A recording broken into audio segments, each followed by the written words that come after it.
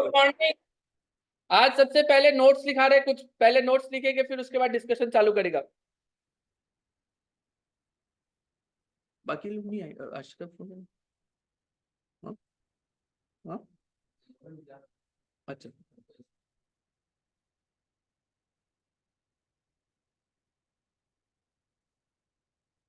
Dividend is declared by members in AGM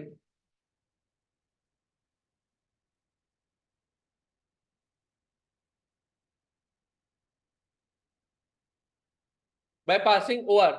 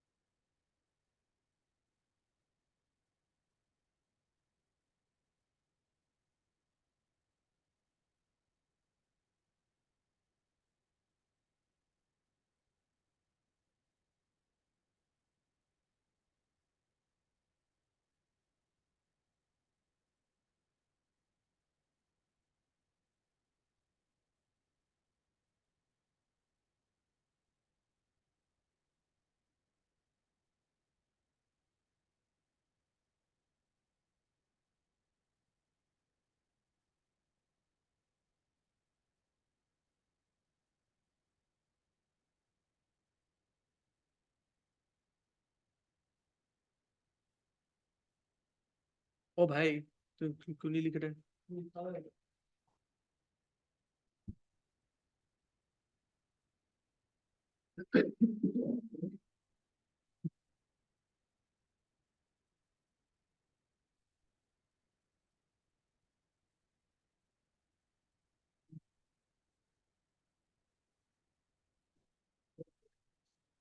regulation 80 of table F.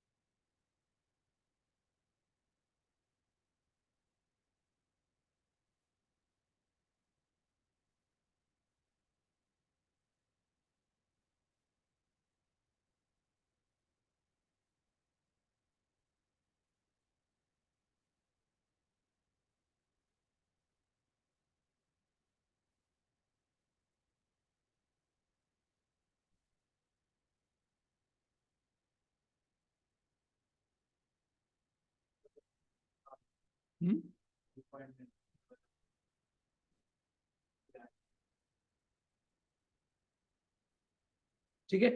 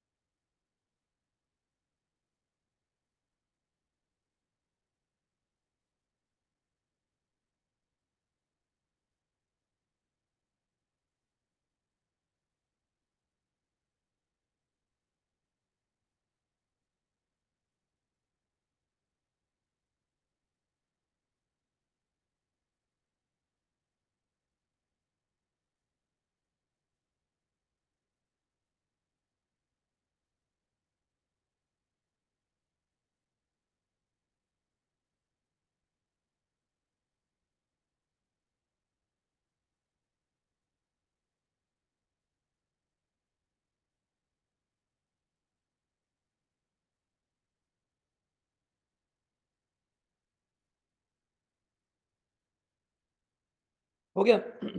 हो गया? किसी का रह गया लिखना?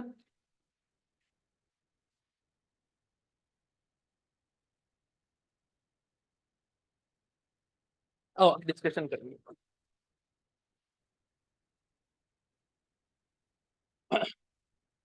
मैंने आपके साथ कुछ पॉइंट्स अभी लिखाए हैं। हम चैप्टर शुरू कर रहे हैं, बहुत ही छोटा सा चैप्टर है, इजी चैप्टर है और मार्क्स सिक्योर करने वाला चैप्टर है। ठीक है, declaration and payment of dividend chapter का नाम है। 123 से शुरू होता है, 127 पे खत्म होता है। This is chapter 8 of companies act. ठीक है, अब ये चैप्टर क्या बोलते हैं सुनो। डिविडेंड सबको मालूम है क्या होता है, फिर भी थोड़ा सा बता। कंपनी प्रॉफिट कमाता है और चाहे तो अपना प्रॉफिट का कुछ हिस्सा शेयर होल्डर को दे सकते हैं। ठीक है, उस प्रॉफिट का कुछ हिस्सा जो शेयर होल्डर को देता है उसको क्या बोलते हैं अपन? क्या डिविडेंड देना मैंडेटरी होता है? क्या प्रेफरेंस शेयर वालों को डिविडेंड देना मैंडेटरी होता है? अगर मान लो मैंने 9% प्रेफरेंस शेयर मेरी कंपनी में इशू कर रखा है, क्या इनको डिविडेंड देना मैंडेटरी है? 9% वालों को हर साल देना मैंडेटरी है? ये सबसे बड़ा पहला मिसकंसेप्शन होता है। प्रेफरेंस वालों को भी डिविडेंड देना कोई मैंडेटरी नहीं होता है। इनफैक्ट प्रेफरेंस दो तरह के होते हैं। सीए फाइनल का बच्चा लोग भी इस बात में कंफ्यूजन करता है। प्रेफरेंस शेयर दो तरह का होता है। एक होता है क्यूमुलेटिव प्रेफरेंस शेयर, एक होता है नॉन क्यूमुलेटिव प्रेफरेंस शेयर। ठीक है, अब ये क्या डिफरेंस हुआ सुनो। मैं डिफरेंस बताने से पहले तुमको ये समझा देता हूँ कि क्यूमुलेटिव मतलब डिविडेंड देना मैंडेटरी नहीं होता, ना प्रेफरेंस को ना इक्विटी को। हाँ, बचपन में जो तुमने पढ़ा वो ये पढ़ा था कि अगर डिविडेंड देगा तो डायरेक्ट इक्विटी वाला को नहीं दे सकता, इक्विटी वाला को देने से पहले प्रेफरेंस को देना पड़ेगा। मेरा कंपनी में 10% प्रेफरेंस वाला है और इक्विटी भी है, हम क्या डायरेक्ट सीधा पहले इक्विटी को डिविडेंड बांटेगा क्या? नहीं, देना है तो सबसे पहले प्रेफरेंस को देगा, फिर सेकंड में इक्विटी को देगा, और नहीं देना है तो मैं चाहूं तो दोनों को नहीं दे सकता। समझ में आ गया? प्रेफरेंस का दो प्रजाति होता है, एक होता है क्यूमुलेटिव प्रेफरेंसेस, नाम से पता चलता है डिविडेंड क्या होते जाएगा, क्यूमुलेट होते जाएगा। इस साल नहीं दिया तो इस साल का कैरी फॉरवर्ड, मतलब मान लो 1 लाख का 10% प्रेफरेंस कैपिटल 1 लाख रुपीज का इशू कर रखा है, ठीक है, इस साल डिविडेंड नहीं दिया तो कितना क्यूमुलेट हो जाएगा, 10,000। अगला साल डिविडेंड देने जाएगा तो कितना देना होगा, 20,000। 10,000 पहले वाला साल का, 10,000 इस वाला साल का। इसका मतलब होता है क्यूमुलेटिव प्रेफरेंशियल। समझ में आया कि हर साल जिसमें आप डिविडेंड नहीं दिया क्यूमुलेट होता चला जाएगा, और जिस साल आप देने जाएगा वो पूरा पिछला साल का क्यूमुलेटिव देना पड़ेगा। समझ में आ गया? क्या क्यूमुलेटिव प्रेफरेंस शेयर वालों को भी डिविडेंड देना मैंडेटरी होता है क्या? नहीं होता है। समझ में आया? बस डिफरेंस ये होता है कि अगला साल या नेक्स्ट टू नेक्स्ट ईयर जब भी उनको देगा पिछले सालों का इकट्ठा मिला के देना पड़ेगा। कंसेप्ट क्लियर हो गया ये वाला? नॉन क्यूमुलेटिव प्रेफरेंसेस, नाम से समझ में आ गया। इस तुमको 1,10% नॉन क्यूमुलेटिव प्रेफरेंसेस मैंने अगर दिया है, इस साल डिविडेंड डिक्लेयर किया नहीं तो अगला साल भूल जाओ, अगला साल फिर 1 साल का ही डिविडेंड मिलेगा, 2 साल का क्यूमुलेट होके नहीं मिलेगा। नाम से पता चल रहा है ना? ये कंसेप्ट एकदम क्लियर हो गया। ये बहुत बड़ा कंसेप्ट है जो गोल होता है बच्चा लोग का। क्लियर हो गया यहां तक? अच्छा, अब नेक्स्ट टॉपिक पे मैं आपके साथ चलता हूं। बच्चों, डिविडेंड, मैं हमेशा क्या बोलता हूं, डिविडेंड एक प्रॉफिट का हिस्सा होता है जो आप देते हो। आप अगर इसको अच्छे से एनालाइज करो ना तो आप, कुछ नहीं होता। प्रॉफिट क्या होता है? अगर मैं प्रॉफिट के इंटरप्रिटेशन को पूछूं आपको, प्रॉफिट क्या होता है, तो क्या मैं आपको बोलूं प्रॉफिट आपके धंधे का कमाया हुआ, अगर मैं एक स्टेटमेंट बोल रहा हूं आप बताना कि सही है कि नहीं। मैं कहता हूं मेरा कंपनी का प्रॉफिट क्या रिफ्लेक्ट करता है, मेरा कंपनी का प्रॉफिट बैंक में एक बैलेंस जो भी पड़ा हुआ है उसको रिफ्लेक्ट करता है, जिसको मैं किसी भी चीज के लिए यूज कर सकता हूं। ये स्टेटमेंट समझ आया मैं क्या बोला? कितना लोग को समझ आया और कितना लोग को नहीं समझ आया? और बाकी सब क्या भजन कीर्तन करने आया? कोई हाथ नहीं उठाया। सुनो मैं क्या बोला, फिर से सुनो भाई। मेरे कंपनी ने, मैं टी शेप बना दो तो तुम रो दोगे क्या? समझ जाने के लिए तो बना ही सकता हूं ना। मेरे कंपनी ने सारा चीज कैश में किया। फॉर एग्जाम्पल 10 लाख रुपए का सेल मैंने सब कैश में किया, मैंने इसके अकॉर्डिंग परचेज किया 7 लाख रुपया का, सब कैश में। मेरा प्रॉफिट कितना है? क्या मैं बोलूं मेरे बैलेंस शीट में एक तरफ तो पीएल आ रहा है 3 लाख और एक तरफ बैंक आएगा 3 लाख? बोल रहे समझ रहे मेरा मतलब? प्रॉफिट का एक हिस्सा आपका बैंक का रिप्रेजेंटेशन होता है। समझ में? अगर आप इसको कैश को क्रेडिट में कन्वर्ट कर दो, उधार का काम चल रहा है, तो ये 3 लाख नहीं होगा, थोड़ा कम होगा। अब मेरा बात समझ रहे हैं? अरे मेरा बात समझ रहे कि नहीं समझ रहे? प्रॉफिट का एक सर्टेन हिस्सा आपका बैंक रिप्रेजेंट करता है एसेट में, और बाकी हिस्सा आपका इधर उधर आ सकता है, कोई दिक्कत नहीं। अब ये बैंक से हो सकता है मैंने कोई एसेट खरीद दिया, या मैंने कोई इन्वेंट्री उधार पे, कुछ भी कर सकता हूं मैं, पर आपका प्रॉफिट का एक हिस्सा तो डेफिनेटली क्या रिप्रेजेंट करेगा? बैंक को रिप्रेजेंट करेगा। मेरा बात समझ में आया? क्लियर हो गया ये बात? ये कंसेप्ट को आगे आई हैव टू यूज, ठीक है? आगे एक जगह मैं एक कंसेप्ट को यूज करूंगा प्रैक्टिकली, मैं आपको समझाऊंगा कि लॉ मेकर क्या किया, प्रॉफिट पे लिमिटेशन लगाया। इनडायरेक्टली क्या किया, प्रॉफिट का ब्लॉक नहीं करता वो, इनडायरेक्टली बैंक का बैलेंस ब्लॉक करता है। मतलब समझ में आया? मैं तुम्हारा डायरेक्टली बैंक का बैलेंस ब्लॉक नहीं कर सकता, मैं क्या करता हूं इनडायरेक्टली कहां लिमिट लगा देता हूं, प्रॉफिट पे, कि प्रॉफिट का एक परसेंटेज उठाऊंगा। इसका मतलब क्या, बैंक से भी तो एक परसेंटेज ही उठाने के लिए बोल दिया ना। लॉजिक समझ में आया क्या बोला? एकदम 200% बात करना, आधा अधूरा बात मत करना। प्रैक्टिकली एग्जाम में कुछ भी पूछ सकता है ये सब में से। समझ में आया? 2020 में हम एक न्यूमेरिकल कराता था इस चैप्टर में। बच्चा, मैं बता रहा हूँ, इंस्टीट्यूट बैलेंस शीट देता है आजकल लॉ का पेपर के अंदर, तो हम 2018-19 ऑनवर्ड से ये ट्रेंड आइडेंटिफाई किया कि बैलेंस शीट देने लग गया, तो उसके बाद हर टॉपिक में जहां बैलेंस शीट बन सकता है बैलेंस शीट बना करवाता है। तो 2020 में इस टॉपिक पे एक बैलेंस शीट वहां से करवाता था, 22 में इस पे क्वेश्चन पूछा सेम, ठीक है? मैं इसीलिए बोल रहा हूँ हर एक चीज प्रैक्टिकली जो समझाया जाए कंसेप्ट, कहीं भी क्लियर नहीं, 50 बार पूछो हम बताएगा तुमको। क्या ये कंसेप्ट 200% क्लियर हुआ कि भाई जो काम हम कमाई कर रहे हैं, वो कुछ प्रॉफिट प्रॉफिट हुआ, प्रॉफिट का कुछ परसेंटेज तो बैंक रिप्रेजेंट करेगा ना। अगर अब लॉ मेकर को मेरे को प्रॉफिट को रोकना है तो वो सॉरी अगर वो बैंक का बैलेंस में कुछ रेस्ट्रिक्शन लगाना तो क्या करता है, कभी कभी प्रॉफिट पे रोक लगा देता है। तो साला बैंक से भी पैसा नहीं उठा सकता ना तुम। समझ में आया मेरा बात? पक्का? ओके। ये कंसेप्ट कराने के बाद नेक्स्ट कंसेप्ट के ऊपर चलते हैं। बेटा डिविडेंड का मतलब क्या होता है? मैंने बोला प्रॉफिट जो कमाया उसका एक हिस्सा आपको बांटेगा, यही होता है। अब कंपनी के अंदर सीक्वेंसिंग क्या होता है? क्या आपको पता है डिविडेंड ऐसे अभी आईटीसी लेटेस्ट बता रहा हूं, आईटीसी अभी डिक्लेयर किया डिविडेंड 6 रुपया पर शेयर। आईटीसी सुना है? सुना ही होगा, कंपनी का प्रोडक्ट ज्यादा इस्तेमाल नहीं करता हूं, इसका होगा, इसका मैं उम्मीद करता हूं, ठीक है ना? आईटीसी वैसे आपको बता दूं प्रख्यात है देश में सिगरेट मैन्युफैक्चर करने की। नीचे का चाबी चाहिए क्या? ये ले लीजिए, अब ला दीजिए। तो क्या कह रहा था मैं? आईटीसी, तो आईटीसी का शेयर का दाम अभी 400 रुपए के आसपास चल रहा है और उसने 6 रुपए पर शेयर का डिविडेंड अभी डिक्लेयर किया। देख दो, लास्ट वीक की बात है, ठीक है ना? अब एक बात बताओ, डिविडेंड क्या ऐसे ही डिक्लेयर हो जाता है एक दिन में हवा में? सबसे पहला स्टेप क्या होता है डिविडेंड डिक्लेयर होने से पहले? ध्यान से इस बात को सुनना। मैंने आपको बचपन में बताया था, एक बात थोड़ा सा और रिकैप करता हूं उसी बचपन की बातों। मैंने कहा था एक कंपनी के अंदर कई सारा डिसीजन लेना होता है, उसमें से कुछ डिसीजन बोर्ड ऑफ डायरेक्टर लेना आता है और कुछ डिसीजन मेंबर्स लोग लेते हैं। क्या आप लोग को याद है ये बातें? कुछ डिसीजन बोर्ड ऑफ डायरेक्टर लेता है और कुछ डिसीजन बोर्ड ऑफ डायरेक्टर्स अपना मीटिंग बुलाता है जिसको हम बोर्ड मीटिंग कहता है और उसमें रेजोल्यूशन पास करके डिसीजन लेते हैं। और मेंबर लोग अपना एक जनरल मीटिंग बुलाता है, याद आ रहा है आपको? मेंबर लोग का मीटिंग का नामकरण कर देता है जनरल मीटिंग या member meeting. But law member meeting use नहीं करता, लॉ जनरल मीटिंग यूज करता है, ठीक है? मेंबर मीटिंग कर देता तो अच्छा होता, पर नहीं करता, जनरल मीटिंग यूज करता है। कोई दिक्कत थोड़ी ना हमने को। उस मीटिंग में बैठ के डिसीजन लिया जाता है। फिर मैंने आपको यह भी बताया था कि एक बहुत पुराना केस आया था, भगवान से 1-2 दिन पुराना, फॉस वर्सेस हार्बोटल, जिसमें ये बोला था कंपनी में जो मेंबर्स लोग हैं, जो मेजॉरिटी बोलेगा वो सबको मानना होता है। कुछ याद आ रहा है फाउंडेशन की बातें? कुछ याद है?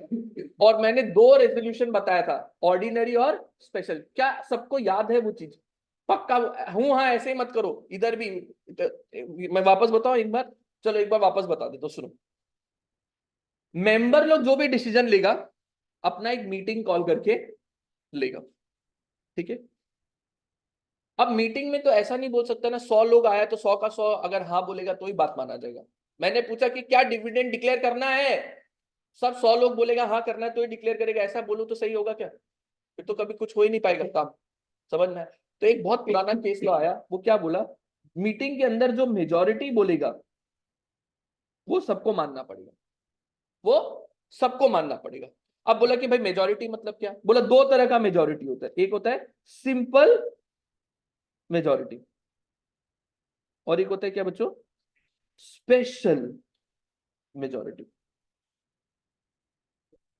कुछ मुद्दा जो हम लोग के लिए बहुत कॉम्प्लिकेटेड है, टेक्निकल है, उसमें हम लोग चाहता है कि ज्यादा लोग मिलके डिसीजन ले, वो मुद्दा को हम क्या मुद्दा में डाल देता है, स्पेशल मेजोरिटी। और कुछ मुद्दा जिसमें हमको चाहिए कि थोड़ा मोड़ा लोग पार्टिसिपेट करके इसमें काम कर दे, उसमें हम क्या चाहिए, लॉ मेकर क्या लिखता है, इस मुद्दा को कैसे पास करा दो, सिंपल मेजोरिटी से। सर सिंपल मेजोरिटी का मतलब क्या होता है? सुनो, मेरे कंपनी में 100 मेंबर्स है, ठीक है? एक मीटिंग हुई, जनरल मीटिंग मैंने कॉल किया, उसके अंदर प्रेजेंट थे 80 लोग। एक मुद्दे पे 40 लोगों ने फेवर किया कि हम लोग अग्री करते हैं डिविडेंड करो डिक्लेयर। अगेंस्ट में बोले 39 लोग। बाकी एक जो था वो नालायक था, वो सत्संगी रह गया। वो ना हाँ में बोला कुछ, ना में कुछ बोला, वो सत्संगी टाइप का था। कहता है कोई दिक्कत नहीं, बैठे, क्या दिक्कत है उसको, गेट बंद कर। वो कहता है क्या दिक्कत है, बैठे कोई ना, चिल कर रहे हैं, बिल्कुल एसी चल रहा है, ठंडा गर्म का माहौल है, कुछ नहीं बोलेंगे। ना हाँ में हाथ उठाया, ना में हाथ उठाया। क्या मैं कहूं कि सिंपल मेजोरिटी आ गया? सिंपल मेजोरिटी आ गया। लॉ मेकर क्या बोलता है, सिंपल मेजोरिटी नाम से ही पता चलता है। हमारा एक सेक्शन है 114 जो हम पढ़ेंगे आगे जाके, कि अगर आपका फेवर एक भी ज्यादा है अगेंस्ट में, ज्यादा होना चाहिए बस, तो आपको हम क्या बोलेंगे, सिंपल मेजोरिटी तो है आपके पास। कोई दिक्कत है क्या? कभी भी तो हम कभी कभी आप लोग को कुछ समझाने के लिए ऐसा 51%, 50% ऐसा शब्द यूज कर सकता है, पर लॉ में कहीं भी ये सब नहीं लिखा। लॉ क्या बोलता है, सिंपल मेजोरिटी मतलब vote in favour should exceed vote against the resolution, बस। Vote in favour should exceed vote against the resolution, तो क्या हो गया, सिंपल हो गया। स्पेशल में क्या बोला कि टोटल मेंबर है 100, प्रेजेंट है मान लो 80, फेवर में अगर 40 है, अगेंस्ट में 39 है, और एब्सटेन, एब्सटेन मतलब सत्संगी, ना हाँ में कुछ बोला ना में कुछ बोला, बोला वोट ही नहीं करेगा, क्या कर लेगा, ठीक है, कुछ नहीं करेंगे, तुमको एब्सटेन वाला कैटेगरी में ठेल देगा, ठीक है ना। अब लॉ 114 क्या बोलता है मालूम है, vote in favour greater then या इक्वल टू 3 टाइम्स होना चाहिए वोट अगेंस्ट, ग्रेटर देन होना चाहिए या इक्वल टू होना चाहिए 3 टाइम, मतलब 3/4 लोग जो वैलिड वोट दे रहे हैं वो हाँ में बोलना चाहिए, 3/4 रेशियो, समझ गए ना। तो 3/4 लोग जो वोट कर रहा है वो फेवर में वोट करना चाहिए, तब स्पेशल मेजोरिटी हो गया। तो यहां पर अगर आज हम मुद्दा कराए तो 5, 7, 9, 12 बैठा हुआ है, मैंने कहा डिविडेंड, बच्चों बताओ तुम मेंबर्स हो, ऐसा फील करना है तुम मेंबर्स है, ऑनलाइन पे भी तुमने फील करना है तुम मेंबर है, ठीक है ना। आजकल तो वीडियो कॉन्फ्रेंसिंग से भी सब काम होने लग गया।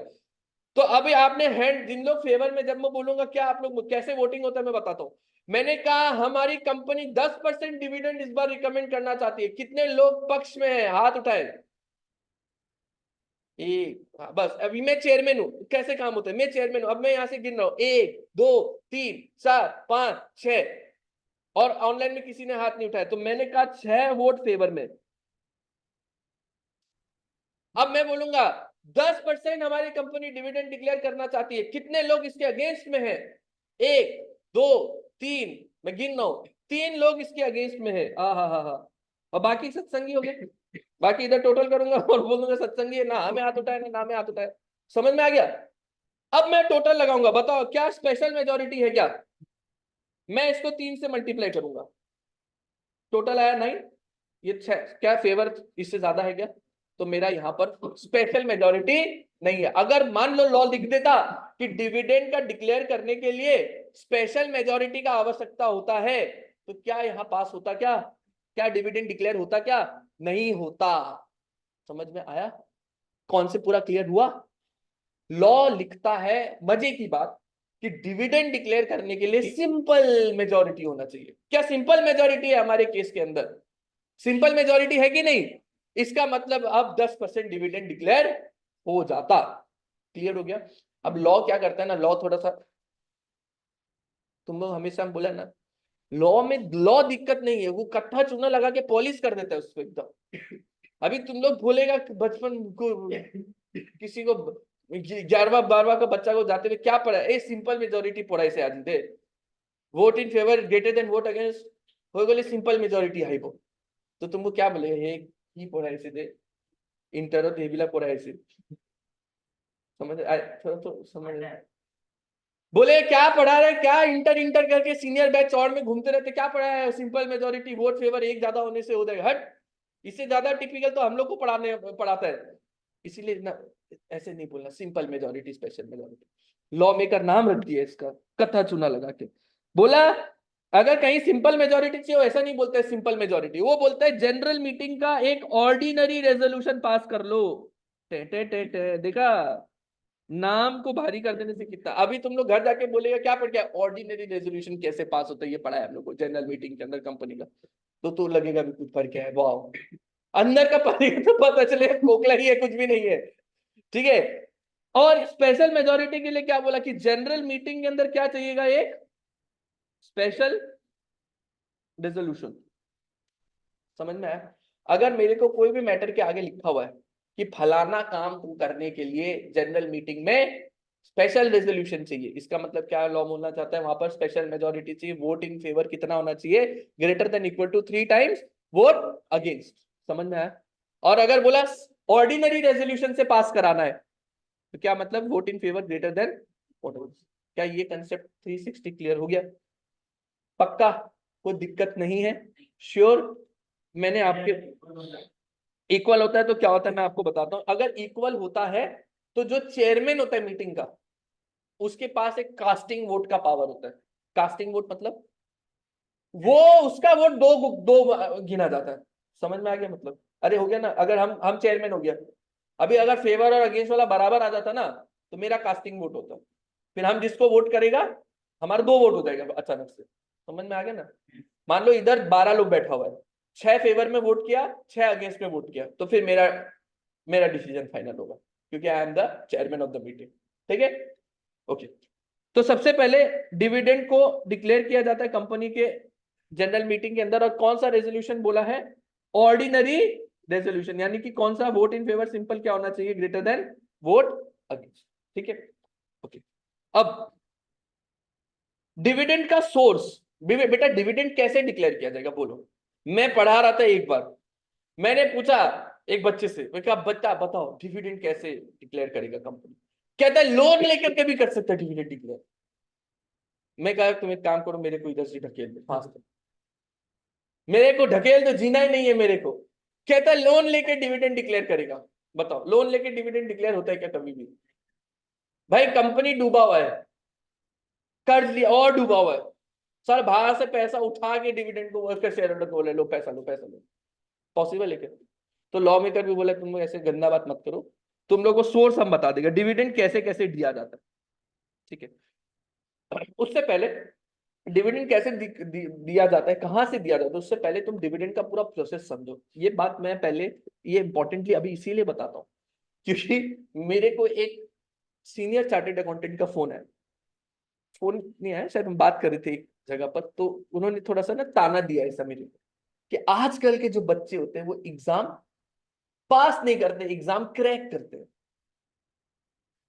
फिर उन्होंने कहा कि मैं इंटरव्यू करने के लिए, एक बच्चा आया आर्टिकलशिप में, यहाँ के अच्छे फर्म टॉप फर्म में, तो बच्चा जब इंटरव्यू देने के लिए आया, आइस ब्रेक करने के लिए, आइस ब्रेक मतलब समझते कि बच्चा आता है तो नर्वस होता है ना थोड़ा पहले, तो थोड़ा सा हंसी मजाक करने के लिए मैंने पूछा डिविडेंड का जर्नल एंट्री क्या होता है? बच्चा उधर कांपने लग गया। मैंने कहा मेरे आइस ब्रेक करने के लिए ये सवाल पूछा, बच्चा बिल्कुल जम गया उसी क्वेश्चन में। तो ऐसी चीजें आपको मुसीबत में डाल सकती है, इसलिए मैं आपको बताता हूँ कि डिविडेंड का पूरा प्रोसेस क्या होता है। सुनो, सबसे पहले डिविडेंड जब भी दिया जाता है तो बोर्ड ऑफ डायरेक्टर्स अपना मीटिंग कॉल करते हैं। सबसे पहला स्टेप क्या होता है? बोर्ड ऑफ डायरेक्टर अपना मीटिंग कॉल करते हैं। ध्यान से सुनना, मैं बहुत इंपॉर्टेंट बात बता रहा हूं, ये कहीं नहीं मिलेगा आपको, प्लीज। ठीक है ना? बोर्ड ऑफ डायरेक्टर अपना मीटिंग कॉल करते हैं, जिसको बोर्ड मीटिंग बोलते हैं। और उस बोर्ड मीटिंग में ये लोग एक डिविडेंड को क्या करते हैं? प्रपोज करते हैं। डिविडेंड को क्या करते हैं?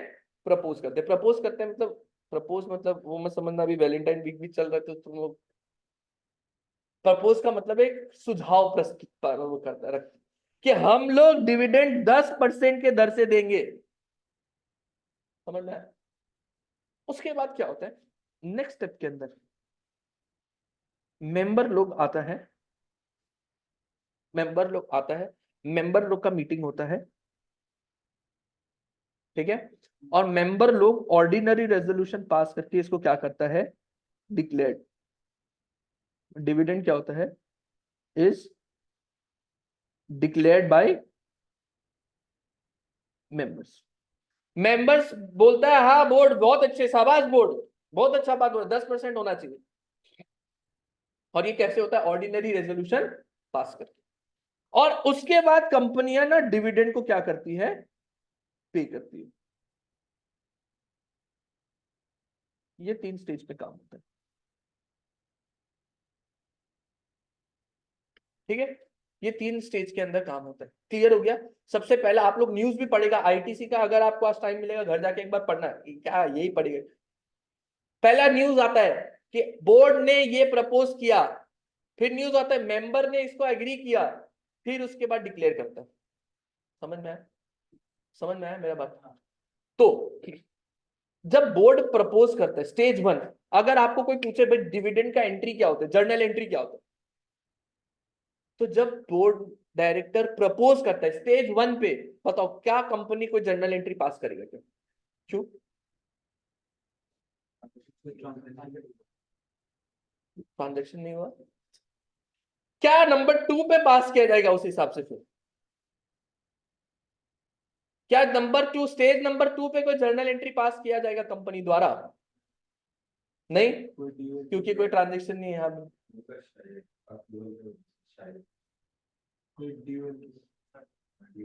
एक्टिवल है, वेरी गुड। देखो मैं आपको एक बहुत इंपॉर्टेंट चीज समझाता हूँ। लाइबिलिटी का डेफिनेशन क्या होता है?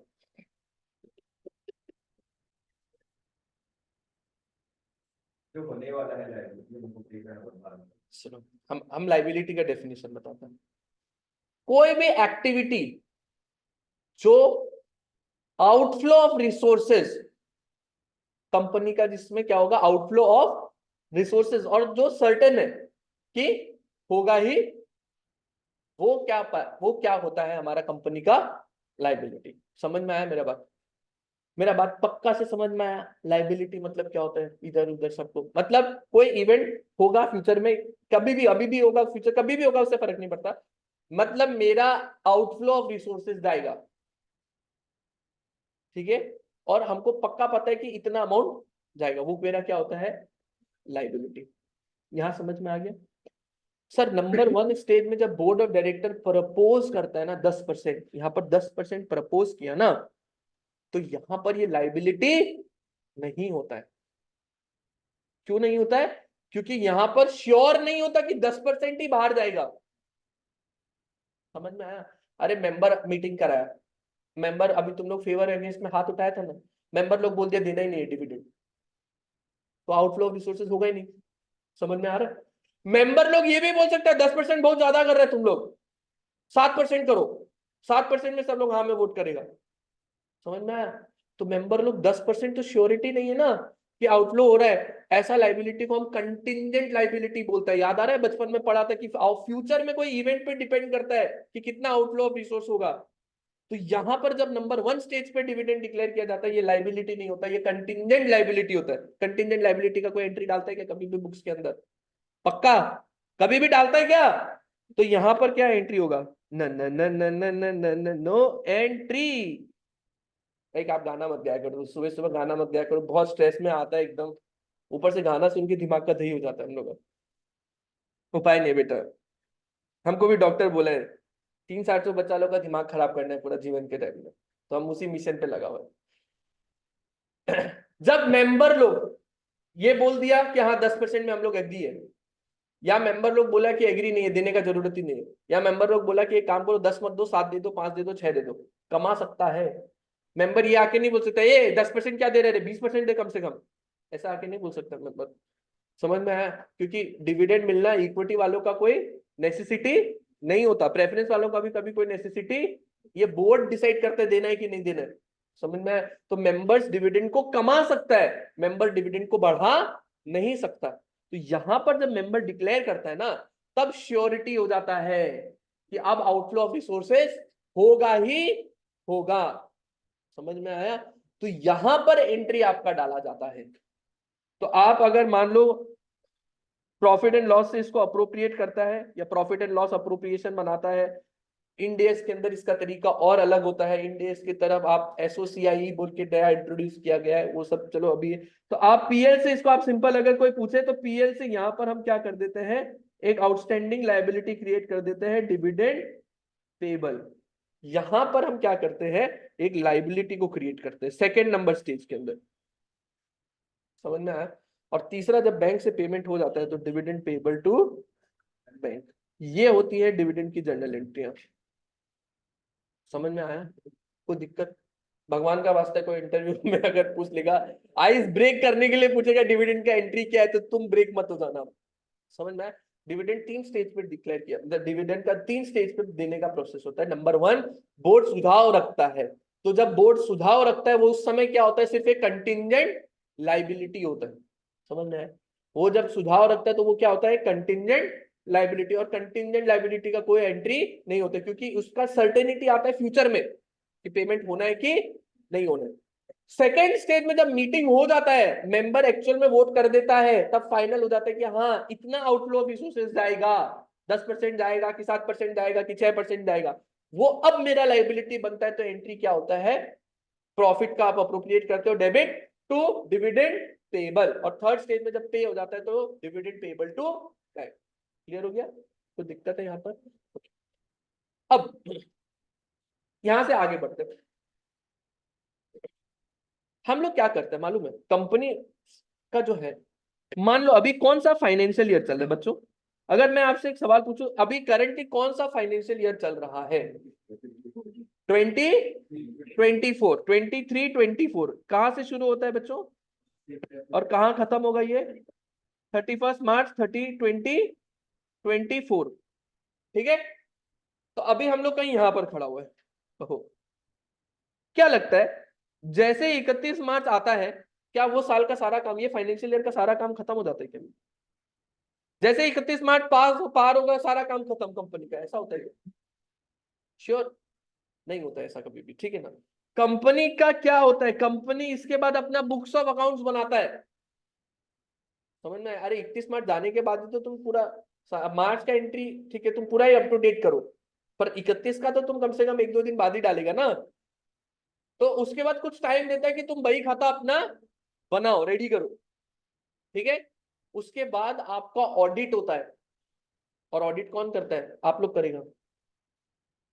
कंपनी में 1 रुपया का भी ट्रांजेक्शन नहीं है तो भी ऑडिट होता है, सीए लोग जाकर के चेक करता है कि भाई कंपनी अपना फिनेंशियल ठीक से बनाया कि नहीं बनाया। ये एएस तो पढ़ रहे हैं आप, अकाउंट्स में एएस शुरू हो गया ना, अकाउंट्स में एएस शुरू हो गया ना, एडवांस अकाउंट में। अच्छा कल ही आप लोगों का क्लास था, अभी एडवांस अकाउंट में एएस शुरू करेगा, तो एएस ना कंपनी रूल के अंदर ही दिया हुआ है, तो हर एक कंपनी को ना एएस पूरा फॉलो करना पड़ता है। एएस में लिखा हुआ जैसा अकाउंटिंग बोला है ना, वैसे ही करना पड़ता है। तो सीए लोग जाके चेक करता है कि एएस के हिसाब से किया है कि नहीं, फिर अपना साइन मारता है क्या सब बराबर है, ठीक है। और उसके बाद क्या क्या होता है, वो सारा रिपोर्ट को मेंबर लोग को दिखाया जाता है कि मेंबर देखो आपका कंपनी इस साल ये काम किया है। और सर वो कहाँ दिखाया जाता है? कहाँ दिखाया जाता है? जनरल मीटिंग में। मैंने आपको बोला ना, एक जनरल मीटिंग होता है, इसका एक नाम होता है, इस जनरल मीटिंग का एक नाम होता है, ये साल में एक बार कराना जरूरी होता है, इसलिए इसका नाम क्या होता है बच्चों? Annual general meeting. अरे होता था ना बचपन में एनुअल पेरेंट टीचर मीटिंग, तो वो जब रिजल्ट आ जाता था आपका, तो माता पिता को बुला के दिखाता था ना बच्चा क्या गुल खिलाया पिछला साल में, बताता था ना कि तो होता था। तो कंपनी भी तो वैसे ही किया है, साल खत्म हो गया तो मेंबर लोगों को बुला के बता रहे कंपनी क्या गुल खिलाया, कितना प्रॉफिट रहा, कितना ग्रो किया, नेटवर्क कितना ग्रो किया, ये लो बैलेंस शीट देखो, सीए का साइन भी किया हुआ इसमें, सब जेन्युइन है। समझ में आया? मेरा बात समझ में आया? तो वो जनरल मीटिंग को क्या बोल देते हैं हम लोग? Annual general meeting. साल में एक ही बार होता है और कराना मैंडेटरी होता है। समझ में आया मेरा बात? और ये जनरली क्या होता है, सितंबर का महीना में होता है, तो ऐसा जरूरी नहीं है, मार्च के बाद आप कभी भी करा सकते हैं, पर जनरली क्या करते हैं कंपनी लोग, सितंबर में कराते हैं, क्योंकि लास्ट डेट क्या होता है, मतलब लॉ बोलता है 30 सितंबर तक ही आप करा सकता है। जैसे अगर आपको 23-24 फाइनेंशियल ईयर का एनुअल जनरल मीटिंग कराना है, तो उसका लास्ट टू लास्ट डेट कितना जा सकता है? 30 सितंबर 2024। और हम लोग तो भाई इंडियन है, आपको भी पता है, कॉलेज का भगवान का वास्ता है, कॉलेज का प्रोजेक्ट का जब डेडलाइन आता था, कितना लोग डेडलाइन से 1 महीना पहले काम खत्म कर लेते हैं। 1 महीना पहले डेडलाइन वाला दिन 2 बजे का अगर टाइम है तो 1:30 बजे लिख के नाम उसमें दे के आ रहा होता है, ये ले टीचर अभी आगे सबमिशन करेगा। बस सच बताओ, ये आदत है कि नहीं? कितना लोग इससे एग्री करते हैं? कॉलेज का प्रोजेक्ट का डेडलाइन टीचर बोला है 30 तारीख को 2 बजे है, तो 1:30 बजे तक उसमें लिखा लिखी कर रहा होता है, 1:45 में उसमें नाम लिखता अपना, वो नाम तो लिखा ही नहीं। कितना लोग बोलो एग्री करें? कितना लोग ऐसा होता है जो 1 महीना पहले बना बनू के रख लेते हैं? बचपन में भी स्कूल में भी किया होगा, भगवान का वास्ता मैं बता रहा हूँ, कोई हाथ उठा दिया तो सब लास्ट डेट वाला ही है ना। तो तुम्हारे सीनियर भी तो सब नालायक ही है ना, इंडियंस ही है वो भी। तो लास्ट डेट लॉ बोलता है 30। हाँ, क्लाइंट्स का ही तो बात कर रहा हूँ, क्लाइंट ही तो सीनियर को, तो तुमको क्या लगा सीए बोल रहा हूँ मैं नालायक हो? धंधा पानी बंद करेगा क्या? सीए बहुत होनहार होता है, क्लाइंट पता चला यूट्यूब यूट्यूब में गया, अपना ही कोई क्लाइंट देख लिया, फोन आ गया क्या बोल रहे हैं आप हम लोग को? सुनो, तो लास्ट डेट क्या होता है? 30 सितंबर, लॉ बोला इससे पीछे नहीं कर सकता, तो हम लोग भी सब 30 सितंबर में कराते हैं, ठीक है इससे पीछे नहीं कर सकते, तो ये डेट है अपना भी, समझ में आया? तो क्या होता है इस दिन, फिर क्या होता है मेंबर लोग को बुलाया जाता है, बैलेंस शीट दिखाया जाता है, और यहीं पर है ना डिविडेंड डिक्लेरेशन के लिए वोटिंग होता है, समझ में आया? डिविडेंड डिक्लेरेशन का वोटिंग इधर ही होता है, अरे डिविडेंड इतना डिक्लेयर किया, बताओ करना है कि नहीं करना है, समझ में आया मेरा बात? जनरली इधर ही होता है। क्या 30 सितंबर कोई लोहा का लकीर है क्या? नहीं नहीं नहीं नहीं, लोहा का लकीर नहीं है, पर जनरली इससे पीछे तो जा ही नहीं सकता, तो मैक्सिमम कंपनी यही डेट पे कराता है, समझ में आया मेरा बात? तो अब हम बात आता है कि अगर मेरे को यहाँ पर फाइनेंशियल ईयर, अब ये यहाँ पर मेरे को डिविडेंड डिक्लेयर करना, ठीक है ना, डिविडेंड डिक्लेयर करना है, तो बेटा ये डिविडेंड कौन सा फाइनेंशियल ईयर का डिक्लेयर होगा? फाइनेंशियल ईयर 23-24, ठीक है, ये फाइनेंशियल ईयर 23-24 का डिविडेंड इस साल में डिक्लेयर होगा। अब सवाल आता है सर कहां से डिक्लेयर करेगा? कहां से? प्रॉफिट्स में से तो डिक्लेयर करेगा। तो अब सर आपको मैंने बताया कि इस साल में हमने 60 करोड़ का प्रॉफिट अर्न किया, जब मेरा पीएल बना तो मेरे को पता चला मैंने 60 करोड़ का प्रॉफिट इस साल में अर्न किया। क्या मैं इस 60 करोड़ में से 20 करोड़ का डिविडेंड दे सकता हूँ क्या? दे सकता हूँ क्या? बोलना, क्या 60 करोड़ में 20 करोड़ का डिविडेंड दे सकता हूँ क्या? हाँ, कोई दिक्कत नहीं है।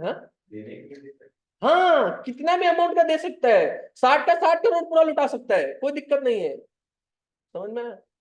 पक्का कोई दिक्कत नहीं है, तुम कितना भी दे सकते हो, क्योंकि मैंने इस साल कितना जमा किया है।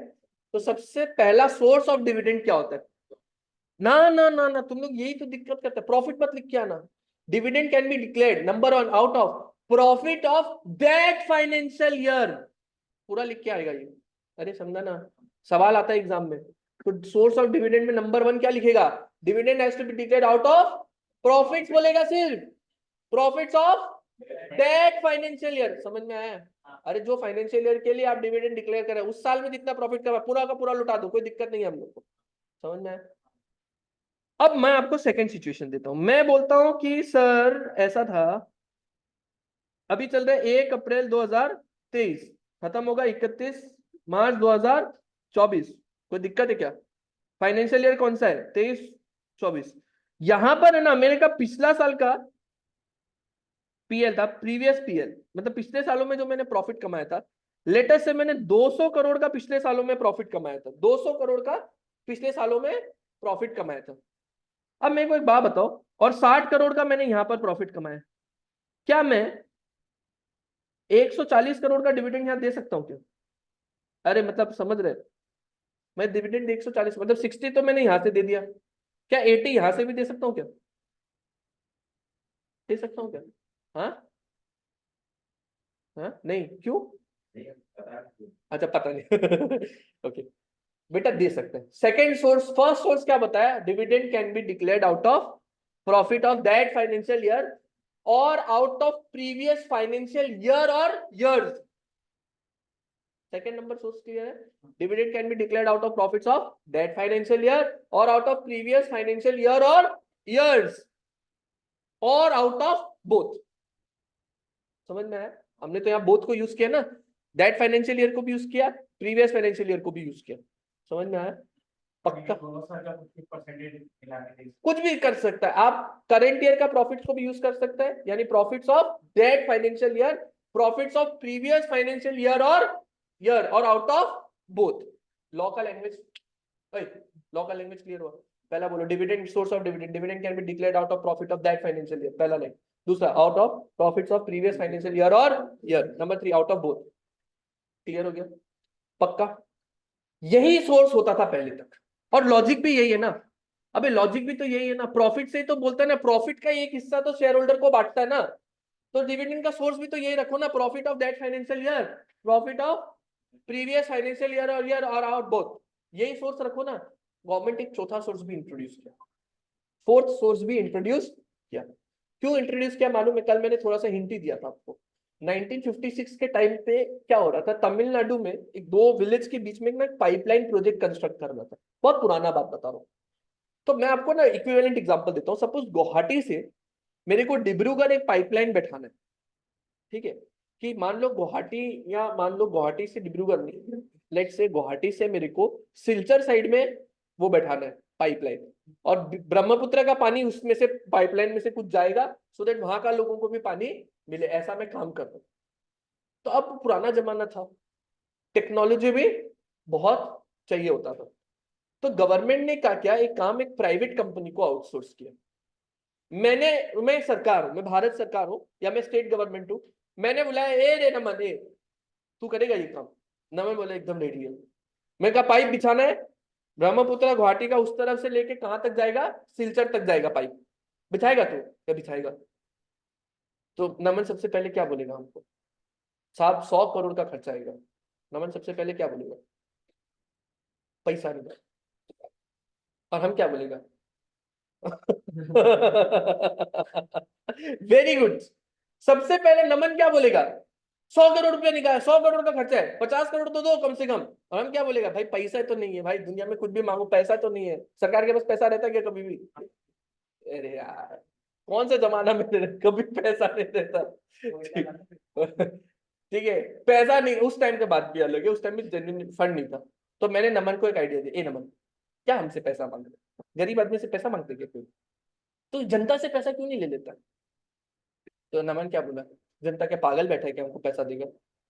साहब प्रोजेक्ट डालने में लग जाएगा 6 साल का टाइम, ठीक है, क्योंकि पुराना जमाना था, प्रोजेक्ट डालने में कितना टाइम लग जाएगा? 6 साल का टाइम लग जाएगा। जनता पैसा क्यों डालेगा अपना? हम बोलेगा जनता, ये जनता पैसा तुम लोग लगाओ, 100 करोड़ तुम लोग लगाओ, 6 साल बाद जब पैसा वापस आएगा तो तुम लोग को हम पैसा घुमा देगा, और कुछ पैसा प्रॉफिट का भी। तुम लोग को पैसा लगाएगा क्या? कोई लगाएगा है तो बता दो, आज हम ले रहे हैं, रेडी है तुम लोग से? बोलना कोई है क्या? कोई हाँ बोला तो हम पैसा लेने के लिए रेडी है इस टर्म्स एंड कंडीशन में। Very good. हम लोग पैसा लेने में विश्वास, देने में तो सवाल ही नहीं है। एक मीम आया, मैं देखा, कहते हैं एक बंदा गया, नॉक किया घर पे, कह रहे हमारी ऑर्गेनाइजेशन गरीब बच्चों के लिए मदद जुटा रही है। तो गेट को क्या कहता है, हाँ निकाल मेरा हिस्सा निकाल चल। तो पैसा देने की बात हम करते नहीं, लेने की बात हमेशा करते हैं, ठीक है ना? तो कोई आई थिंक नहीं है जो, ऑब्वियस सा बात है, कोई नहीं करेगा ना, 6 साल कौन अपना पैसा ब्लॉक करेगा? कोई नहीं करेगा। तो ये भी यही बात बोला, सरकार आप बोल रहे पब्लिक से पैसा उठाओ, पब्लिक को पागल पाया क्या? पब्लिक क्यों देगा 6 साल के लिए पैसा? तो सरकार बोला सुन हम तुमको एक स्कीम बताते हैं, मेरे पास एक स्कीम है, एक काम करो तुम पब्लिक को बोलो कि हम तुमसे पैसा लेगा और बदले में तुमको हर साल बढ़िया बढ़िया डिविडेंड देगा। समझ में आया? क्या बोला?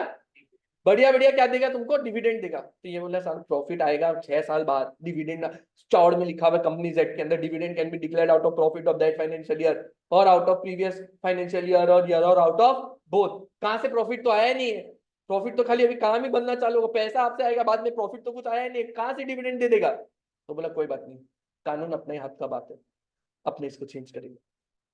बोला अगर हम तुमको गारंटी दे रहे हैं, हम मतलब या तो सेंट्रल गवर्नमेंट या स्टेट, तुमको गारंटी दे रहे हैं कि डिविडेंड का जिम्मा मेरा, तुम्हारी को प्रॉफिट हो नहीं हो फर्क नहीं पड़ता, डिविडेंड का जिम्मा किसका? मेरा। हम हर साल तुमको 5 करोड़ रुपया देगा और वो 5 करोड़ से तुम डिविडेंड बांट देना, या 10%, 10 करोड़ रुपया देगा, वो 10 करोड़ से तुम क्या करना? डिविडेंड बांट लेना, ये मेरा गारंटी है तुमको। तो आप बता क्या दिक्कत होगा? क्या क्या पब्लिक 100 करोड़ लगाने में रेडी होगा क्या? कोई दिक्कत नहीं है, उसको 10-10% ब्याज मिलेगा। मैं आज के हिसाब से बोल रहा हूँ, उस जमाने के हिसाब से थोड़ा और ज्यादा होगा तो और ज्यादा। अगर मैं तुमको आज 10% ब्याज दे रहा हूँ, बैंक में रखेगा तो तुमको 6% मिलेगा, 5%, एफडी कराएगा तो 5-6% मिलेगा, 7% मिलेगा। मैं तुमको 10% दे रहा हूँ और सरकार की गारंटी है उस कंपनी को, पैसा डूबेगा नहीं। तो तुम लोग लगाएगा कि नहीं ऐसा कंपनी में पैसा? खुशी खुशी इन्वेस्ट करेगा नहीं? सरकार को भी बढ़िया, आज के तारीख में कोई पैसा नहीं लगाना है, 1 साल बाद 10% से शुरू होगा, 10-10% करके देना, और बाद में प्रोजेक्ट बनने के बाद धीरे धीरे करके चुकता भी कर देगा। अरे समझा कि नहीं? समझ में आया? तो सरकार चौथा सोर्स तब क्रिएट किया था, समझ में? डिविडेंड का वैसे कोई और चौथा सोर्स हो ही नहीं सकता। डिविडेंड सिर्फ किससे बांटेगा? प्रॉफिट से। बचपन से तो यही समझा है, प्रॉफिट का एक अप्रोप्रिएशन करता है, मेंबर लोग को देता है, तो कोई चौथा सोर्स वैसे लॉजिकली आ ही नहीं सकता। पर ये केस हुआ था जिसके वजह से ये चौथा केस उन्होंने डाला था। तो क्या डाला था सर? ये देखो सोर्स ऑफ डिविडेंड क्या हो सकता है? Profits of the current financial year, profits of that financial year बोल दो, profit of current financial year बोल दो, undistributed profit of previous financial years और money provided by central government और state government in pursuance of guarantee given by it. Logic समझ में आया? ये क्या आया, क्यों आया?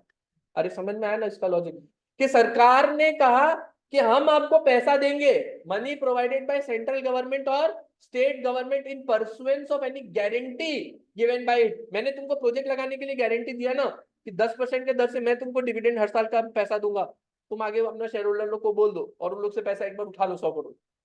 समझ में आया? इसीलिए ये डाला और ये अभी तक चला हुआ आ रहा है। क्लियर हो गया यहाँ तक? क्लियर हो गया यहाँ तक? पक्का? किसी को कोई दिक्कत है? श्योर?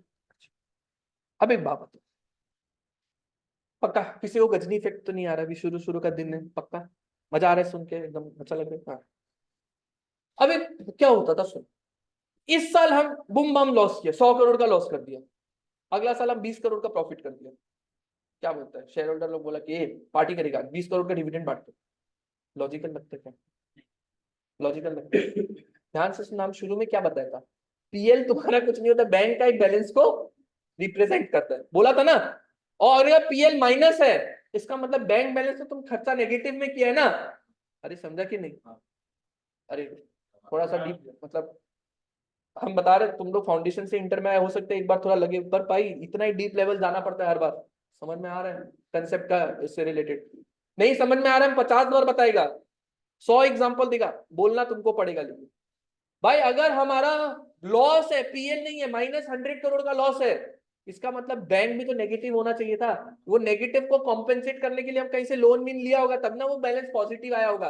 अरे समझना, हम सेल ही नहीं, बाइजू का एग्जांपल देते हैं, बाइजू वाला का कैसा नॉनसेंस हुआ था सुना था? 10,000 करोड़ का सेल करने के लिए, मतलब ऐसा नहीं, 1,000 करोड़ का लॉस किया था, तो इसका मतलब 1 रुपया का सेल करने के लिए वो 3 रुपया खर्चा किया था, ऐसा कुछ रेशियो आया था पेपर पे। तो बाइजू वाला को सब लोग गाली दिया, गंदा से गाली दिया, बोला साला तुम लोग क्या काम कर रहे हो, तुम बच्चा लोग को कोर्स बेच रहे हैं, बोला 1,000 रुपया। तुम इससे अच्छा बच्चा को बोलता तुम 1,000 रुपया हमको, तो बदले में हम तुमको 3,000 रुपया घुमा के देगा, तो कितना तुम्हारा वाहवाही होता देश में। यही किया ना अल्टीमेटली, 1 रुपया का सेल कमाने के लिए 3 रुपया का लॉस किया है। इससे तो वही कस्टमर आया 1,000 रुपया का 10,000 का कोर्स खरीदना है, उसको 10,000 का कोर्स देने के बजाय 20,000 रुपया घुमा के दे दो उसको, लो मेरे तरफ से, तो तुम्हारा धंधा करने का वही नहीं होता ना। रियल में बाइजू यही काम किया, समझ रहे तुम? 1 रुपया का सेल करने के लिए 3 रुपया का लॉस किया है, तो क्या धंधा करेगा रे तू? तो अब ऐसा कंपनी को मान लो मेरे पास -10,000 करोड़ का लॉस है, इसका मतलब मेरा तो बैंक खाली हो गया होगा ना, तो कहीं पूरा पैसा लुटा दिया होगा ना कहीं ना कहीं, वो 10,000 करोड़ तो किसी से मांग मूंग के लाया होगा ना। अरे समझ रहे मेरा बात? तो क्या इस साल अगर अगला साल हमको 2,000 करोड़ का प्रॉफिट हो तो क्या उससे डिविडेंड बांट देना चाहिए क्या? अल्टी इन रियलिटी तो वो नेगेटिव बैलेंस ही तो सेट ऑफ हुआ है ना, इसलिए लॉ मेकर बोलता है ऐसे मत करना। पिछला साल का कोई लॉस है ना, पहले उसको सेट ऑफ करना, उसके बाद अगर सरप्लस प्रॉफिट बचेगा तो ही डिविडेंड बांटना, वरना डिविडेंड मत बांटना। अरे लॉजिक समझ में आया क्या? कितना लोग को दिक्कत समझ नहीं आया? ऑनलाइन भी बताते हैं तुम लोग, हुआ करते रहा करो यार ऑनलाइन पे, नहीं तो हमको ऐसे लगता सो गया। अच्छा, डिमांड ने थम्स अप दिए, बाकी लोग भी, सानिया ने भी थम्स अप दिए, वेरी गुड। हर्ष और वान्या बेटा आप लोग को समझ में आया यहाँ तक? हाँ भैया। ओके, हाँ भैया। चलो ग्रेट। तो क्या क्या हुआ, क्या बोला था मैं? अरे समझ में आया ना, पिछला साल का लॉस सेट ऑफ करने क्यों बोलते हैं? अरे पिछला साल तुम 100 करोड़ का लॉस किया, इस साल तुम 5 करोड़ का प्रॉफिट किया, तो पिछला साल जब 100 करोड़ का लॉस किया होगा तो तुम्हारा बैंक तो माइनस में गया होगा ना। वो तुम कंपेंसेट कर सकते लोन वोन लेके, तुम किसी से 200 करोड़ का लोन ले लिया तो तुम्हारा कंपेंसेशन हो गया, तो 100 करोड़ तुम फूक दिया कहीं। इस ईयर जब तुम 5 करोड़ कमाए तो इन रियलिटी तो तुम कुछ प्रॉफिट कमाए कि अभी भी तुम पिछला साल का पाप ही धो रहे हो, तो वो बांटने वाला प्रॉफिट तो हुआ ही नहीं ना। इसलिए पहले पुराना सारा पाप को एडजस्ट करो, फिर तुम डिविडेंड बांटना। इसलिए कोई भी पिछला साल का प्रॉफिट को टानेगा या करेंट ईयर का प्रॉफिट को टानेगा तो after setting of previous losses फिर डिविडेंड डिक्लेयर करने का बात करना। मतलब पिछला साल मेरे को 10 करोड़ का लॉस हुआ, इस ईयर मेरे को 12 करोड़ का प्रॉफिट हुआ, तो हम कितना पे डिविडेंड दे सकते हैं? मैक्सिमम, मैक्सिमम डिविडेंड कितना दे सकते हैं? पिछला साल 10 करोड़ का लॉस था, इस ईयर 12 करोड़ का प्रॉफिट हुआ, हम मैक्सिमम डिविडेंड कितना दे सकते हैं? 2 करोड़ का मैक्सिमम डिविडेंड दे सकते हैं। क्लियर हो गया? ओके, अब आता है डिविडेंड देने से पहले एक तो आपको लॉस पिछला साल का एडजस्ट करना पड़ता है। सर ये सब एग्जाम में एक सवाल न्यूमेरिकल बना के दे दिया था, पुराना प्रॉफिट दे दिया, करंट ईयर का प्रॉफिट दे दिया, लॉसेस का बैलेंस दे दिया, डेप्रिसिएशन का बैलेंस दे दिया, बोला कि कितना मैक्सिमम डिविडेंड डिक्लेयर हो सकता है। अगर कंसेप्ट नहीं पता, लॉजिक नहीं पता, रट के गया तो दिक्कत करके आएगा। लॉजिक समझा कि पिछला साल का लॉस क्यों करता है। अभी समझो डेप्रिसिएशन, बोला अगर डेप्रिसिएशन नहीं सेट ऑफ करेगा ना तो डिविडेंड डिक्लेयर करने नहीं देगा। ऐसा क्यों किया, कल हम बताए तो थोड़ा सा। धीरू भाई अंबानी जी के करें, आपको क्या करता था धीरू भाई अंबानी? धीरू भाई अंबानी जब पीएल बनाता था अपना, तो बोलता है यार एक काम करो ना, ये पीएल में ये भाल लगाना है दे 3000 करोड़ और डेप्रिसिएशन ऐसे भाल लगाना है, जीरो कर दिया। समझ में आया? तो इससे क्या हुआ, प्रॉफिट 3000 करोड़ से इन्फ्लेट हो गया कि नहीं, शेयर का दाम भी बढ़ गया, ये लोग भी खुश। सर टैक्स के टाइम पे क्या होता है, टैक्स वाला, हम तुमको बोला, टैक्स वाला बोलता है प्रॉफिट एज पर शेड्यूल 3। ये शेड्यूल 3 नाम सुना है ना? शेड्यूल 3 का प्रॉफिट जो आप लोग निकाला, शेड्यूल 3 नाम सुना है ना? बैलेंस शीट पीएल का फॉर्मेट शेड्यूल 3 में दिया हुआ है। नया वाला लोग को पूछ रहे हैं, सुना है ये नाम? शेड्यूल 3 में बैलेंस शीट और पीएल का फॉर्मेट दिया हुआ होता है, कंपनी लोग को जो बनाना होता है। हाँ? तो आपका प्रॉफिट कितना आया, लेट से 3000 करोड़ ही आया, उसमें आप ऐड करो depreciation as per companies act 2013। बोला हम लोग को ना कंपनीज एक्ट वाला डेप्रिसिएशन कैलकुलेशन आता नहीं है इतना, इनकम टैक्स वाला लोग को ज्यादा अकाउंट्स आता नहीं है, तो इनकम टैक्स वाला का तरीका एकदम सिंपल है। साला हम लोग को डेप्रिसिएशन अकाउंट्स वाला को, हम भी अकाउंट्स वाला बिरादरी में, हाँ अकाउंट्स और लॉ वाला एक ही बिरादरी का होता है, ठीक है ना? तो अकाउंट्स वाला, हम लोग अकाउंट्स वाला लोग को तुम बोलेगा एक एसेट खरीदा 10 करोड़ का, 10% रेट ऑफ डेप्रिसिएशन है, 2 महीना बाद खरीदा, तो हम लोग क्या करते हैं पूरा शिद्दत के साथ उसमें 10 महीना का डेप्रिसिएशन चार्ज करते हैं कि नहीं करते हैं? 10 करोड़ इंटू 10% इंटू 10/12 ऐसा करता है कि नहीं? इनकम टैक्स वाला बोला इतना कैलकुलेशन हम लोग को नहीं आता। सिंपल तरीका, 3 अक्टूबर के बाद एसेट लिया, डेप्रिसिएशन का आधा कर दो, मतलब डेप्रिसिएशन रेट अगर 10% है 5% लगा दो, और 3 अक्टूबर के पहले लिया तो उसको फुल डेप्रिसिएशन कर दो, 10% कर दो। वो कौन इतना झमेला करेगा, समझ में आया? और बोला इतना तामझाम करने का जरूरत नहीं, कंपनीज में तो हम लोग को पूरा दिमाग लगाना पड़ता है, ये क्या है, यूजफुल लाइफ क्या है, सेल्वेज वैल्यू क्या है, ये है ना, इतना करना पड़ता है, सेल्वेज वैल्यू क्या है, यूजफुल लाइफ क्या है, डिवाइड करता है, ये करता है। हर इतना माथा पच्ची हम लोग से नहीं होता है, इनकम टैक्स वाला ऐसा होता है 15% बस, मैक्सिमम केस में 15% बस, कंप्यूटर कंप्यूटर 40% बस, फ्लैट रेट बोल दिया, दिमाग का दही खत्म, बात खत्म। समझ में आया? तो इनकम टैक्स वाला बहुत चीज को सिंप्लीफाई किया, बोले हम लोग का ऑफिसर लोग को इतना टैक्स टुक्स का अकाउंट्स का आता नहीं है इतना, तो तुम लोग एक काम करो ना, अपना डिप्रिसिएशन जो कंपनीज एक्ट में डाला था वो ऐड बैक करो। नहीं हम लोग को इतना नहीं आता, माइनस हम लोग टैक्स में जो तुम लोग को एकदम लुल्ली तरीका बताया है, वो लुल्ली तरीका से तुम लोग डेप्रिसिएशन चार्ज करो। सेक्शन नंबर 32, 32 ही है ना प्यारे बच्चों, depreciation under section 32 income tax के अंदर हमने जैसा बताया वैसा चार्ज करो और वो माइनस कर दो, हो गया। तो धीरू भाई अंबानी कितना दिमाग वाला काम किया, बोले सर ठीक है, आप हमको डेप्रिसिएशन कंपनी एक्ट का एडबैक करने बोला तो जीरो का एडबैक कर दिया लोग। और इनकम टैक्स में लेटर से 200 करोड़ का डेप्रिसिएशन बनता था, वो माइनस करा लेता था, और कितना पे टैक्स दिया, 2800 करोड़। बात समझ में आए? अगर यहाँ पर कोई डेप्रिसिएशन चार्ज भी करना होता था तो भी वो एडबैक हो जाता ना, तो बोला अपना प्रॉफिट कमा के क्या फायदा, डेप्रिसिएशन का खर्चा डाले हुए, टैक्स में तो पूरा बचत हो ही रहा है अपना, ये टैक्स वाला तो ऐसे भी एडबैक करा रहा है। लॉजिक समझ में आया? लॉजिक समझ में आ रहा है? तो क्या करता था, एक तरफ से प्रॉफिट भी बढ़ा लेता था, दूसरा तरफ से टैक्स भी कम देता था। समझ में आया? तो सरकार बोला कि ऐसा नहीं चलेगा। कंपनीज एक्ट में उसके बाद क्या हुआ, मिनिमम डेप्रिसिएशन का कंसेप्ट आया, आपको इतना डेप्रिसिएशन तो देना ही पड़ेगा। समझ में आया? अरे समझ में आया कि नहीं? कितना लोग को अभी तक दिक्कत है, इसमें कोई दिक्कत हुआ यहाँ तक? मिनिमम डेप्रिसिएशन का कंसेप्ट समझ में आया? तो बोला आपको पिछला साल का डेप्रिसिएशन भी सेट ऑफ करना पड़ेगा, और हम लोग एक शेड्यूल बना दिया कंपनीज एक्ट के अंदर। कंपनीज एक्ट अगर आप देखिएगा ना, मैं आपको कंपनीज एक्ट दिखाता हूँ। एमसीए हमारा ये सरकार की वेबसाइट है जहां पर हमको जो रेगुलेट करता है, मिनिस्ट्री ऑफ कॉर्पोरेट अफेयर्स, जो कंपनीज एक्ट का सरकारी विभाग है जो इसको रेगुलेट करता है। तो यहां पर अगर हम जाएं कंपनीज एक्ट को आपका,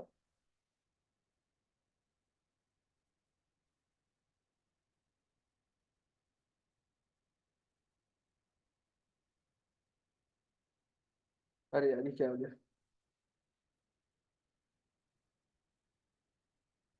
ये देखो चैप्टर वाइज है, देख रहे हैं आपको, चैप्टर 1, चैप्टर 2, चैप्टर 3 दिख रहा है, चैप्टर वाइज है। अपने सिलेबस में कंपनीज एक्ट का चैप्टर 1 से चैप्टर 10 है, चैप्टर 1 से चैप्टर 10 है। इसके अलावा एक ये लोग नया ऐड किया है, chapter number 22, companies incorporated outside India. ये लोग नया सिलेबस में अभी चैप्टर नंबर 22 ऐड किया है, कंपनीज इनकॉर्पोरेटेड आउटसाइड इंडिया, नया सिलेबस के अंदर, ठीक है ना। और देखो आप चैप्टर सब खत्म होने के बाद शेड्यूल शुरू होता है, दिख रहा है आपको, शेड्यूल 1 दिख रहा है, शेड्यूल 2, शेड्यूल 2 में आप देखो दिख रहा होगा डेप्रिसिएशन का यूजफुल लाइफ कैसे कैलकुलेट करता है, बोला हम लोग बता देगा मिनिमम यूजफुल लाइफ कितना लेना पड़ेगा, तो यूजफुल लाइफ बता दिया, सैल्वेज वैल्यू भी बता देते हैं 5%, कॉस्ट का 5% सैल्वेज होगा, यूजफुल लाइफ बता दिया कि फलाना एसेट है तो इतना यूजफुल लाइफ लो, तो तुमको डेप्रिसिएशन निकल जाएगा। अरे समझना, मेरा कंप्यूटर है, ये टीवी है, 1 लाख रुपए इसका कॉस्ट है, बोला सैल्वेज कितना हो सकता है 5%, सैल्वेज कितना हो गया 5,000, 95,000 बचा टोटल डेप्रिसिएबल वैल्यू। और यूजफुल लाइफ इसका शेड्यूल 2 में हम देखा टीवी के लिए लिखा हुआ है 10 साल, कितना हो जाएगा मेरा डेप्रिसिएशन पर ईयर 9,500, सिंपल है। बोला इतना डेप्रिसिएशन लगाना ही पड़ेगा ये टीवी के लिए आपको, समझ में आया। इसे कंपनीज एक्ट में मिनिमम डेप्रिसिएशन है और इनकम टैक्स में मैक्सिमम डेप्रिसिएशन है। इनकम टैक्स बोलता है सेक्शन 32 में जितना दिया ना 32 में, उससे ज्यादा तो लगा ही नहीं सकता। कंपनी वाला बोलता है मिनिमम तो इतना लगाना ही पड़ेगा। समझ में आया मेरा बात, सिर्फ पक्का लॉजिक क्लियर हो गया क्यों ऐसा बात करता है, यहाँ वाला क्यों मिनिमम का बात करता है, वहां वाला क्यों मैक्सिमम का बात करता है, वरना कोई भी कंपनी डेप्रिसिएशन लगाएगा ही नहीं ना, सब प्रॉफिट बढ़ा बढ़ा के दिखाएगा। क्लियर हो गया। तो ये शेड्यूल बताता है। तो शेड्यूल 3 आप देखो बैलेंस शीट के ऊपर है, और उसके अलावा अपना काम का नहीं है, अपना बाकी जो है वो मैं टाइम पे आएगा, एक 7 है अपने को चाहिए, बाकी वो नहीं है। तो शेड्यूल 1 बेसिकली क्या करता है, शेड्यूल 1 है मैं आपको बता दूंगा वो क्या होता है। 2 आपका डेप्रिसिएशन के ऊपर है, जो आपको हर एसेट का ना यूजफुल लाइफ बताते हैं कि ये फलाना एसेट का इतना यूजफुल लाइफ लेते हैं। रेजिडुअल वैल्यू 5% बता दिया आपको, कैलकुलेट हो जाता है डेप्रिसिएशन, और बोलता है मिनिमम उतना डेप्रिसिएशन डालना ही पड़ेगा। और शेड्यूल 3 आपका पता ही है बैलेंस शीट पीएल का फॉर्मेट है, अकाउंट्स में जो आप पढ़ेगा वो पूरा शेड्यूल 3 का फॉर्मेट ही पड़ता है फॉर कंपनीज। कोई दिक्कत है यहां तक बताओ, पक्का श्योर। आइए थोड़ा सा लॉ का आपको हम लोग लैंग्वेज पढ़ाते हैं और लॉ का बात कराते हैं।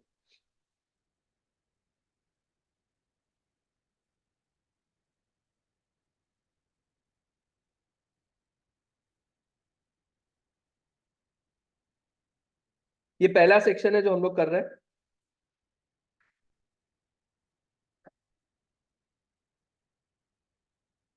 Declaration of dividend. ठीक है, आप डिविडेंड डिक्लेयर कर ही नहीं सकते, पे भी नहीं कर सकते, डिक्लेयर भी नहीं कर सकते। समझ में आया, दोनों वर्ड का मतलब समझ में आया। डिक्लेयर्ड कौन सा वर्ड स्टेज के लिए होता है, स्टेज नंबर 2, और पेड कौन सा स्टेज हो गया, स्टेज नंबर 3।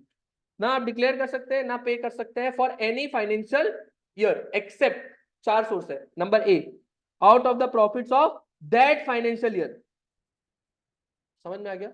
बी है out of the profits of for previous financial year और ईयर्स, बी आ गया, और आउट ऑफ बोथ। क्लियर हो गया, ठीक है। इसके बाद कॉम्प्लीमेंट्री बात क्या लिखा हुआ है साथ में, after providing for depreciation, after providing for depreciation, minimum depreciation तो चार्ज करना ही पड़ेगा।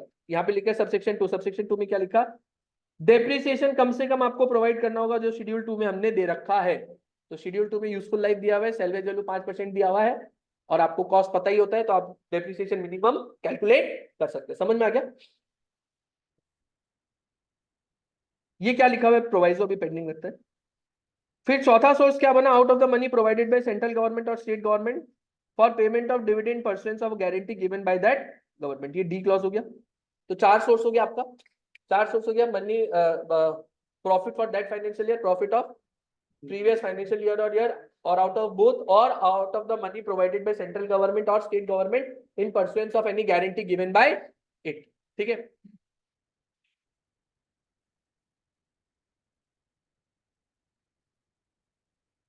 ये देखो ये लिखा हुआ है, no company shall declare dividend unless, देखो जहां पर वर्ड आता है ना अनलेस, लॉ के अंदर अनलेस की जगह आप क्या लिख सकते हैं, एक वर्ड जब तक कि नहीं। लॉ के अंदर कहीं भी आपको वर्ड दिखता है अनलेस, लॉ में कहीं भी आपको वर्ड दिखता है अनलेस, हिंदी का वर्ड सब्स्टिट्यूट कर दो जब तक कि नहीं। तो अगर आप इसको पढ़ेगा, आप क्या लिखेगा, no company shall declare dividend जब तक कि नहीं carried over previous losses and depreciation not provided in previous years are set off against the profit. तो पिछला डेप्रिसिएशन और पिछला लॉसेज आप सेट ऑफ करे अपना प्रॉफिट के अगेंस्ट। समझ में आया था इसका भी लॉजिक क्यों बताया था? अरे इसका भी लॉजिक बताया था ना, पिछला साल का लॉस और डेप्रिसिएशन को क्यों सेट ऑफ करना पड़ता है। हो गया। करेंट ईयर का डेप्रिसिएशन मिनिमम शेड्यूल 2 के हिसाब से सेट ऑफ करो, पिछला साल का लॉसेज और डेप्रिसिएशन को सेट ऑफ करो, न्यूमेरिकल आया इस पे। आ गया ना? क्वेश्चन कर पाएगा, हम कराएगा भी क्वेश्चन। समझ में आ रहा है कैसा फ्लो बनेगा? ठीक है,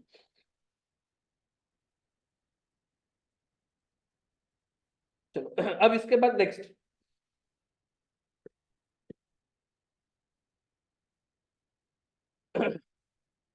डिविडेंड हमेशा एक लाइन आपको मिलेगा,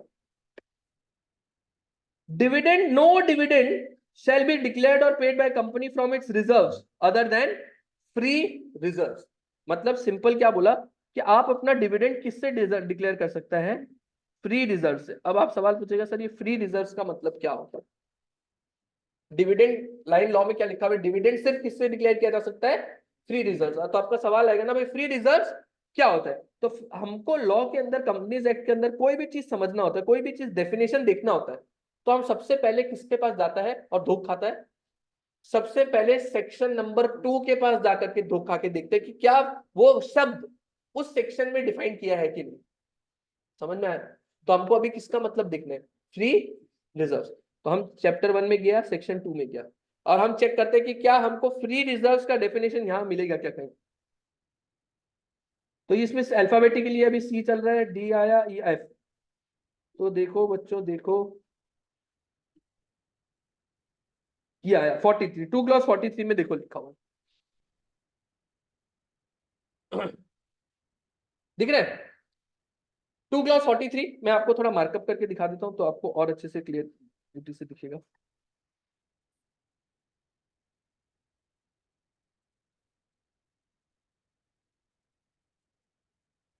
ये मैं लिखवाऊंगा, हाँ आप चिंता ना करें, ये मैं आपको नेक्स्ट क्लास में लिखवा दूंगा, आज से थोड़ा सा डिस्कस करके छोड़ देंगे।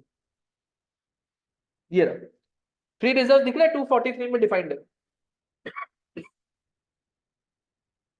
क्या लिखा? फ्री रिजर्व्स मतलब वो रिजर्व्स जो आपके ऑडिटेड बैलेंस शीट के लिए डिविडेंड के लिए अवेलेबल है फॉर डिस्ट्रीब्यूशन। ये तो लॉ हो गया। डिविडेंड वाला जगह लिख दिया, डिविडेंड फ्री रिजर्व से दिया जाएगा, फ्री रिजर्व में लिख दिया वो रिजर्व जिससे डिविडेंड दिया जाएगा। बाप रे बाप, इधर बोला उससे पूछो, उससे उधर बोला इससे पूछो, गोल हो गया कि नहीं? फ्री रिजर्व कंपनीज एक्ट का ये डेफिनेशन देख के आपको समझ नहीं आता कि कौन सा रिजर्व फ्री रिजर्व होता है। मैं आपको बताता हूं, कोई भी रिजर्व अगर आप प्रॉफिट एंड लॉस अकाउंट से क्रिएट करता है, समझ में आया, वो रिजर्व क्या होता है? फ्री रिजर्व क्रिएट होता है। मतलब सर समझ नहीं आया। मैं आपको एग्जांपल देता हूं, क्योंकि आप डिविडेंड सिर्फ प्रॉफिट से ही तो दे सकता है ना। डिविडेंड सिर्फ किससे दे सकता है? प्रॉफिट से दे सकता है। तो हम प्रॉफिट को यूज करके जो रिजर्व बनाया, वो रिजर्व मेरा क्या होता है?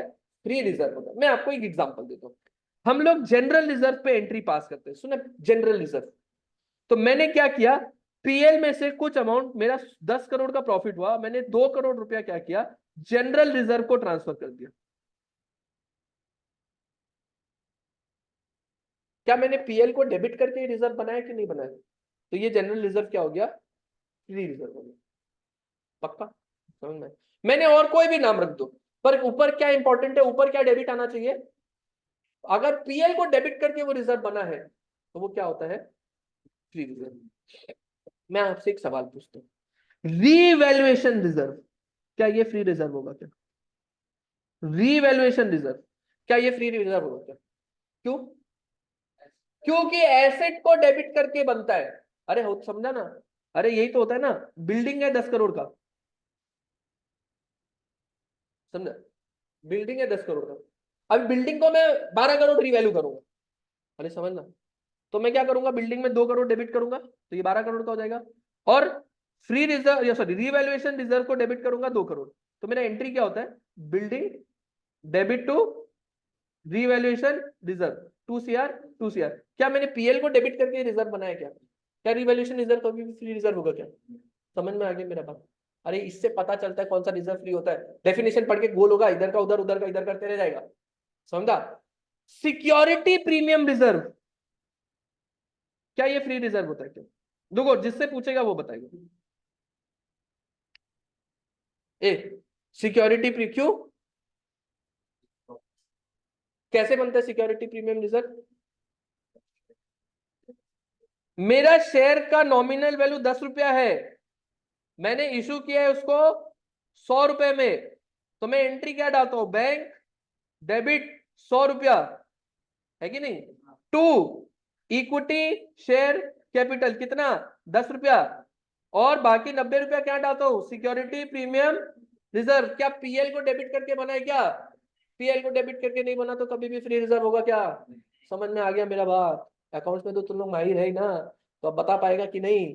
पीएल को जब भी डेबिट करके बना वो फ्री रिजर्व कहलाए, क्योंकि प्रॉफिट से ही तो डिविडेंड देता है ना, और प्रॉफिट का एक पार्ट आपको रिजर्व में डाल दिया, मतलब उस डिविडेंड, उस रिजर्व से आप डिविडेंड दे सकता है, और जो प्रॉफिट से ही नहीं बना उसको कभी भी आप डिविडेंड के लिए यूज कर सकता है क्या? लॉजिक समझ में आया क्या? पक्का समझ में आया? अभी आगे जाकर के लॉ ये बना भी दिया, सुनो। any amount representing any unrealized gains, any notional gains or revaluation of assets, तो रिवैल्यूएशन तो हमने पहले ही बोल दिया, रिवैल्यूएशन रिजर्व नहीं होता क्योंकि ये कभी भी पीएल से डेबिट करके नहीं बनता है। सर ये क्या लिखा, अनरियलाइज्ड गेन, नोशनल गेन, ये क्या होता है? सुनो मैं आपको एक बात बताता हूँ, मैं आपको थोड़ा सा अकाउंट्स का बात बता रहा हूँ, एडवांस अकाउंट्स का। आप एडवांस अकाउंट्स में एक एएस पढ़ेगा, एएस 11 पढ़ लिया क्या आप लोग? पुराना जो बैच है नवंबर वाला नहीं पढ़ा, अब मई वाला एएस 11 एक पढ़ेगा आप लोग। फॉरेन एक्सचेंज करेंसी फ्लक्चुएशन, मतलब अगर मैं डॉलर में काम कर रहा हूं तो दिक्कत क्या होता है मालूम है? डॉलर का रेट हर दिन बदलते रहता है ना। अरे समझना, अरे मैंने ना, पता चला थोड़ा दिन में मीत बाहर चला गया, सीएवीए बन के बाहर चला गया, एकदम यूएस चला गया, और यूएस में काम करने लग गया, अच्छी बात नहीं। अब मीत ने मेरे से कोई सर्विस लिया यहाँ पे, और मीत को मैंने कहा भाई तेरे से तो डॉलर में लूंगा, $10,000 तेरे से चार्ज करूंगा। तो आज मैंने मीत को क्या किया, मैं मीत बोला लेकिन साहब $10,000 मैं अभी पे नहीं कर पाऊंगा, मैं आपको 2 महीने बाद पे करूंगा, ठीक है ना? तो मैंने आज क्या कहा, आज का डेट कितना है बच्चों, 13 फरवरी 2024। तो मैंने क्या किया, मैंने मीत को सेल्स कर दिया, तो मैंने कहा मीत को मैं डेबिट कर देता हूं $10,000, हालांकि मैं डॉलर में डेबिट नहीं कर सकता, मैं अभी आऊंगा इस पे, टू सेल, ऐसे ही तो एंट्री करते हैं ना, $10,000, हालांकि हम डॉलर पे एंट्री नहीं कर सकते, हमको रुपया में एंट्री करना पड़ेगा। तो मेरा एएस 11 क्या बोलता है मालूम है? मेरा एएस 11 बोलता है कि इसको आप डॉलर को रुपया में तो कन्वर्ट करना पड़ेगा ना, तो आपको स्पॉट रेट लेना है। स्पॉट रेट मतलब 13 तारीख का जो रेट इशू किया जाएगा वो ले लो। तो मान लो $1 13 तारीख का सरकार इशू करता है 80 रुपया, आरबीआई इशू करता है बेसिकली 80 रुपया, ठीक है? तो मैं इसको कितना पे रिकॉर्ड कर दूंगा, 8 लाख पे रिकॉर्ड कर दूंगा, मैं इसको 8 लाख रुपए में रिकॉर्ड कर दूंगा, ठीक है? 10 डॉलर पे नहीं कर सकता, $8 लाख, 8 लाख रुपया पे मैं। मेरा एएस 11 क्या बोलता है मालूम है? हर दिन डॉलर का भाव बदलते रहता है, बोलता है हर दिन आपको नहीं बदलना, नहीं तो पगला हो जाएगा। अगर आपका डेटर लंबा है, बैलेंस शीट में पेंडिंग आइटम आ रहा है, और 31 मार्च तक भी वो आउटस्टैंडिंग है, क्योंकि मीत ने क्या बोला, 2 महीना बाद करेगा, अप्रैल में करेगा ना, अप्रैल में करेगा, 2 महीना तो अप्रैल ही हो गया। तो 31 मार्च को भी अगर वो बैलेंस आउटस्टैंडिंग है, तो 31 मार्च का जो भी रेट आएगा उसके हिसाब से आप उसको रीवैल्यू कर दें। ये कौन बोलता है? एएस 11 बोलता है। तो 31 मार्च को मेरे को पता चला भाई साहब $1 का रेट पहुंच गया 85 रुपीज, हो सकता है कि नहीं? बिल्कुल हो सकता है। अब मेरे को एक बात बताओ, अब मेरा सेल कितने पे रिकॉर्ड होना चाहिए था? 8,50,000। ये 50,000 का हमको क्या हो गया, प्रॉफिट हो गया, या मैं बोलूं गेन हो गया। क्या ये रियलाइज्ड गेन है या अनरियलाइज्ड गेन है? ये रियलाइज्ड गेन है कि अनरियलाइज्ड गेन है? क्या जेब में पैसे आ गए क्या? जेब में पैसे, अरे हो सकता है 10 दिन बाद फिर डॉलर गिर जाए। ये अनरियलाइज्ड, क्या इस 50,000 को यूज करके मैं डिविडेंड दे सकता हूँ क्या? समझ में आया मेरा बात? समझ में आया क्या मेरा बात? पक्का? तो अनरियलाइज्ड गेन मतलब जेब में पैसा जिससे ना आए, बेटा उस पैसा, बैंक में पैसा नहीं है तो डिविडेंड कैसे देगा उससे? समझ में आया लॉजिक? इसके अलावा बोला नोशनल गेन। नोशनल गेन मतलब वो गेन एक्चुअल में कभी होता नहीं है, हवा में बात होता है वो, सर नोशनल गेन का एक एग्जांपल देता हूँ, बस आप लोग को हड़बड़ी मच गया, 2 मिनट में खत्म कर दूंगा। नोशनल गेन का एक छोटा सा एग्जांपल दे देता हूँ। सर एक्चुअली नाम सुना है आपने? एक्चुअली कितना लोग सुना है? एक्चुअरियल का फील्ड होता है, कॉमर्स में तो सुना ही होगा, आपका भाई बंधु लोग ही होता है। क्या होता है, एक कंपनी के अंदर ये एम्प्लॉय है मेरा, अब ये जब जाएगा ना तो हमारा लॉ है, ग्रेच्युटी एक्ट सुना है, ग्रेच्युटी देना पड़ेगा। किसी के घर पे किसी को मिला भी होगा, कोई सीनियर ताऊजी ताई जी वैसा टाइप का किसी को मिला घर पे कोई ग्रेच्युटी। बेसिकली लॉ क्या बोलता है, सरकार क्या बोलता है, अगर ये बंदा किसी कंपनी में लंबा समय तक काम कर लिया, 20 साल 30 साल 40 साल ऐसा, तो ये क्या किया, अपना जवानी कंपनी को दी थी, दिया है कि नहीं दिया अपना, तो कंपनी को भी इसका जवानी का वैल्यू करना चाहिए। अरे मतलब वैसे नहीं भाई, तुम नॉनसेंस, जिसका जवानी का वैल्यू करना चाहिए। और क्योंकि ये अपना खून पसीना सब कंपनी को दिया है, तो कंपनी को क्या करना चाहिए, जब ये रिटायर करके जाएगा तो इसको एक लमसम पेमेंट देना चाहिए। इसको बोलता है ग्रेच्युटी। समझ में आ रहा है मेरा बात क्या होता है? क्योंकि इतना साल काम किया ना, ये तो पूरा जवानी अपना दे दिया, बुढ़ापा आ गया, तो कंपनी का फर्ज बनता है जब ये जाएगा तो उसको मोटा पेमेंट दे के भेजे। 40 साल काम किया ये। तो एक बात बताओ, ये ग्रेच्युटी का जो खर्चा होता है, ग्रेच्युटी का जो खर्चा होता है, ये क्या 40 साल बाद जब ये जाएगा रिटायर होके तब बुक करूंगा, कि थोड़ा थोड़ा करके हर साल बुक करूंगा? ईयर 40 में जब ये जाएगा तब एक साथ सारा खर्चा रिकॉर्ड करूंगा, कि हर साल थोड़ा थोड़ा थोड़ा थोड़ा करूंगा, 1 में कुछ करूंगा, 2 में कुछ करूंगा, हर साल थोड़ा थोड़ा करूंगा ना? अरे मैचिंग कॉन्सेप्ट यही तो बोलता है ना। अरे इससे सर्विस में 40 साल ले रहा हूं तो खर्चा भी तो 40 साल में बटेगा, तुम्हारा मैचिंग कॉन्सेप्ट यही तो बोलता है। जैसे जैसे तुमने रेवेन्यू लिया उससे वैसा वैसा खर्चा उसके अगेंस्ट, मैचिंग प्रिंसिपल यही तो बोलता है अकाउंट्स का। तो यही आपको खर्चा भी 40 साल में देना चाहिए। अब दिक्कत क्या आता है, मेरे को, मेरा कंपनी में एक तो एम्प्लॉय नहीं होगा, लाखों करोड़ों एम्प्लॉय होगा। तो अब लाखों करोड़ों एम्प्लॉय में कोई जरूरी नहीं कि हर दिन 40 साल मेरा सारी काम करेगा। मेरा बात समझ में आ रहा है आपको? कोई जरूरी नहीं है कि हर एम्प्लॉय मेरे साथ 40 40 30 30 साल तक, हो सकता है कोई एम्प्लॉय 2 साल में छोड़ के चला जाए। तो हर साल क्या होता है, आपको सर कंपनी को क्या करना होता है, एक अनुमान लगाना होता है। समझ में आया? हम लोग एक प्रोविजन फॉर ग्रेच्युटी करते हैं, बेसिकली ये क्या होता है, अनुमान होता है। हिंदी में लिख दो क्या, अनुमान। ये अनुमान कैसे लगाया जाता है, ये एक्चुअरी वाला कैलकुलेट करके देखता है। कौन कैलकुलेट करता है? एक्चुअरी वाला लोग तो इसमें महारथी होता है ना। एक्चुअरी वाला पूरा ये स्टैटिस्टिक लगा के, life expectancy, standard deviation, mean deviation, ये सब लगा के पूरा कैलकुलेट करके देता है कि ये आप इस बार का प्रोविजनिंग करो। समझ में आ रहा है मेरा बात? कभी कभी क्या होता है, प्रोविजनिंग करता है जब ना, तो आपका एक्चुअली 10 साल बाद रियलाइज किया कि सर थोड़ा सा ना खर्चा ज्यादा आपने प्रोविजन कर दिया। एक्चुअली आपको ना पिछले 10 सालों में 10 लाख रुपए करना था, लेकिन हमने क्या किया, गलती से 11 लाख रुपया कर दिया। तो इस साल में क्या करता हूँ, इस 1 लाख को रिवर्स कर देता हूँ। समझ में आया? तो मैं क्या करता हूँ, एक्चुरियल गेन इसको बोलते हैं। कभी कभी आपका अनुमान जब बदलता है तो मेरा एएस बोलता है ये क्या होता है, एक्चुरियल। क्या ये रियलिटी में कोई गेन है कि खाली हवा का बात, ये नोशनल गेन है? ये हवा का बात है, कोई गेन पैसा थोड़ी आया जेब में, ये हवा में बात कर रहा है आप। ये नोशन है, कोई गेन सेन हुआ नहीं है। तुम खुश हो के बैठ के अरे बढ़िया बढ़िया बढ़िया बढ़िया खुश, अरे तुम सब हवा में बात कर रहे हो। ये प्रोविजनिंग भी अनुमान है, उसका रिवर्सल भी अनुमान है। ये कोई गेन है नहीं, ये नोशनल गेन है। समझ में आ रहा है? तो ये सब भी से भी 1 लाख रुपया से आप डिविडेंड देने का बात कर सकता है क्या? लॉ बोला मारेगा तुमको, ऐसा बात करेगा तो 243 क्या बोलता है, फ्री रिजर्व मतलब वो रिजर्व जिससे आप डिविडेंड डिक्लेयर कर सकता है।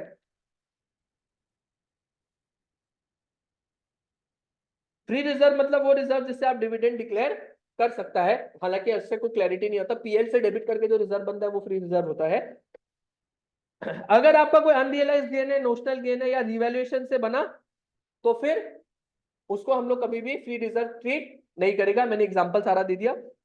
आपका change in carrying amount of asset recognised in equity on measurement of asset at fair value shall not be treated as free reserve. Basically ये भी रीवैल्यूएशन का ही बात किया है, revaluation of asset. Sir language ऐसा क्यों लिखा, लैंग्वेज तो ये लिख ही दिया था। बेसिकली ये रिवैल्यूएशन ऑफ एसेट का जो लैंग्वेज लिखा है ना यहाँ पे, ये इंड एस में ये लैंग्वेज यूज होता है। आप लोग पढ़ा है इंड एस एस क्या होता है? बेसिकली ना अभी 2 तरह का अकाउंटिंग चल रहा है। एक एएस पुराना जमाना का चल रहा है, अभी देश दुनिया ने नया तरीका का एक अकाउंटिंग अपनाया है।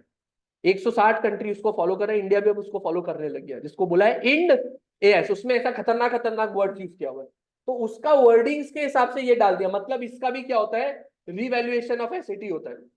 ठीक है, हम लिखाते वक्त इसको थोड़ा सिंप्लीफाई करा देगा। क्या ये फ्री रिजर्व पूरा कंसेप्ट क्लियर है, डेफिनेशन क्लियर है? एक बार क्विकली 2 मिनट लगेगा, रिकैप करते हैं। 2 मिनट प्लीज, थोड़ा पेशेंस रखो, अभी हमको पता है आपका पेशेंस रन आउट हो रहा है। एक बार मैं आपको रिकैप करा देता हूँ। सबसे पहले मैंने आपको बताया बेटा, डिविडेंड मेंबर्स लोग डिक्लेयर करता है एजीएम के अंदर ऑर्डिनरी रेजोल्यूशन पास करके। ठीक है, ये ऑर्डिनरी बिजनेस क्या होता है ये मैंने अभी तक आपको नहीं बताया, ये एक बार मैं पेंडिंग रखता हूँ, ये अभी मैंने नहीं डिस्कस किया। रेट मेंबर चाहे तो कमा सकता है, बोर्ड ऑफ डायरेक्टर 10% रिकमेंड किया, मेंबर 8% बोल सकता है क्या? हाँ बोल सकता है, कोई दिक्कत नहीं है। सर ये क्या लिखा है, रेगुलेशन 80 ऑफ टेबल एफ, ये भी आपको नेक्स्ट क्लास में मैं बताऊंगा जब कराऊंगा। मैंने 2 बातें यहाँ पर कि पहला, डिविडेंड डिक्लेयर करने के लिए कौन सा रेजोल्यूशन चाहिए जीएम में, और दूसरा रेट ऑफ रेट जो है declared by member can be less than और equal to rate recommended by board, it can not exceed the rate recommended by board. Source of dividend क्या होगा आप लोग बताओ? Profits of that financial year, दूसरा profits of previous financial year और year, तीसरा both, चौथा money provided by central government और state government in pursuance of any guarantee given by it. Clear हो गया? 4 सोर्स होता है।